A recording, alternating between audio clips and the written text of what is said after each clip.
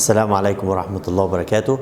This video is for students who study Mega Goal 4. Today we will do Unit 4, Lesson 1.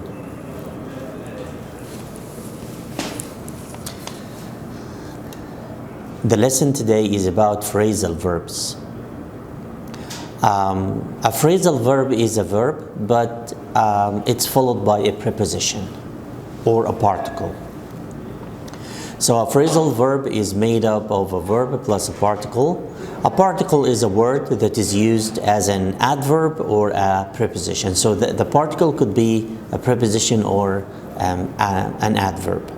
The particle gives the verb a different meaning. So when we add an adverb or a preposition after the verb, it usually changes its meaning.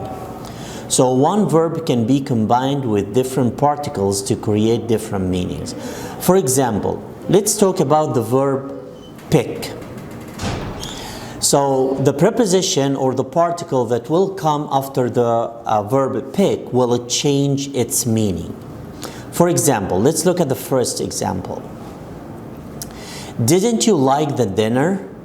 You only picked at it. What does it mean, picked at it? So pick at means to eat without enthusiasm. Okay. You don't really like it so much. Okay. My sister picks on me for being a vegetarian. What does it mean, pick on or picks on? It means to tease somebody, right? So that's like saying my sister teases me for being a vegetarian. So picks on me. We need to pick out a restaurant for the celebration. So pick out here means to choose. So I want you to notice the different meanings. So the preposition or the adverb that comes after the verb changes its meaning. Will you pick up a gallon of milk on your way home? Pick up like get or buy. So the verb pick has 4 different meanings depending on the preposition that comes after the verb. If you add at, then it means eating without enthusiasm. If you add on, it means tease. If you add out, it means choose. If you add up, then the meaning of the verb will change to become get or buy. So that is the meaning of phrasal verb. You add an adverb or a preposition after the verb and it changes the meaning of the verb. We also have 2 types of phrasal verbs. We have separable and non-separable phrasal verbs. What is the meaning of separable and non-separable? Separable means you can separate the verb from the adverb or the preposition. And non-separable means you cannot separate them. Let's have some examples. In this example, I ran into Janet at the supermarket. Ran into is a phrasal verb, but this phrasal verb is non-separable. What do I mean by non-separable? I cannot say, for example, I ran Janet into the supermarket. It doesn't make sense. So if you separate the verb from the preposition, then it will not make sense. So you have to use it as it is here, ran into. Or you can say, I ran into her. We also have some other phrasal verbs that are also non-separable, like ran into. We have call for, come across, come from, go on, look into, run into, tire of, and turn out. Many other phrasal verbs are separable. You can separate them. And the noun object can come after the particle. The chef cut up the steak into small pieces. You can also say the chef cut the steak up into small pieces. So the object or the noun object here can come after the phrasal verb like in this example, or it can come between the verb and the preposition. But if you use a pronoun, like instead of the steak, you use it, then in this case you must put the pronoun between the verb and the preposition. You should say the chef cut it up into small pieces. You cannot say the chef cut up it. No, that's not correct. It should be the chef cut it up into small pieces. And the same goes for these verbs. Burn off, cut up. These are separable verbs. Figure out, you can say figure it out, for example, because it's separable. Fit in, give up, point out, put on, send back, take off, take out, talk over, tell apart, think over, throw away, throw out, turn down, turn into, wake up, and whip up. All right? Now, we have a third type of phrasal verbs, which is the three-word phrasal verb. Sometimes a phrasal verb consists of 3 words. Like, for example, the doctor says you must cut down on sugar. I mean, you must eat less sugar, you must reduce the amount of sugar that you eat. So the doctor says you must cut down on sugar. And the 3-word phrasal verb is not separable. It's non-separable. You cannot separate it. I mean, I cannot say cut sugar down on or cut down sugar on. No, it doesn't make sense.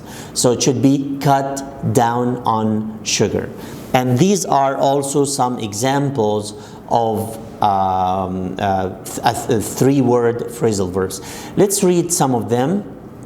Catch up on, come down with, come up with, cut down on, drop out of, feel up to, get away with, and get down to. So these are 3-word phrasal verbs. Now let's do some exercises. In the first exercise, you need to complete the sentences with a particle from the box. We have some prepositions here. You need to use them to complete the sentences in this short text. Some of the particles or the prepositions can be used more than once. You can use a preposition twice or more, I mean more than once. I'll do the first 4 with you. My sister has gone too many crazy diets. Last month, she was on a diet that called her to eat almost nothing but grapefruit all day. Initially, the diets seem to work. They take weight quickly. But a few weeks later, my sister always seems to put the weight again. Now, look at the first sentence. My sister has gone. So the missing preposition or particle here should be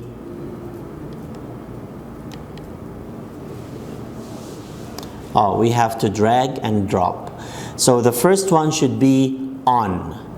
So go on. Go on means to continue. Okay, to continue to do something. So my sister has gone on too many crazy diets. She was on a diet that called, it should be called her for. It should be for. Called for. Okay, and call for means like need. On this diet, she needs to eat almost nothing but grapefruit. So called for her to eat almost nothing but grapefruit all day. They take weight off. And take weight off here means to lose weight. Okay, take weight off means to lose weight.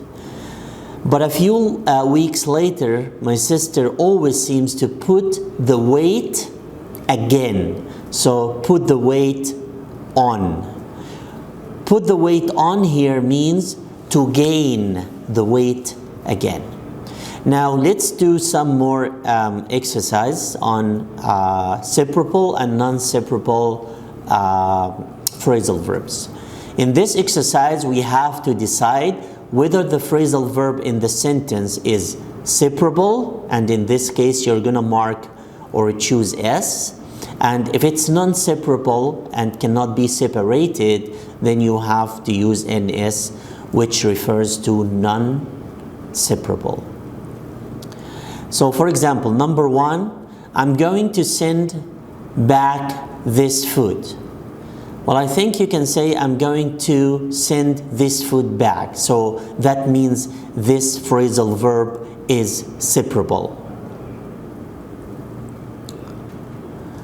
Number 2, most people can't tell apart a yam from a sweet potato. This one is also separable. You can separate it. Number 3, you need to throw out the moldy cheese. This one is also separable. You can separate them. You can say you need to throw the moldy cheese out. I never tire of chocolate. This one is non-separable. You can say I never tire chocolate of. No, I never tire of chocolate. Means like I become tired of. So this one is non-separable. Wake up Jenna for breakfast. So this one is separable. You can say wake Jenna or Jenna, okay. Wake Jenna up for breakfast. It's separable. I never turn down dessert, or you can say I never turn dessert down. That is also a separable phrasal verb. And this was the end of our lesson today. Thank you for watching.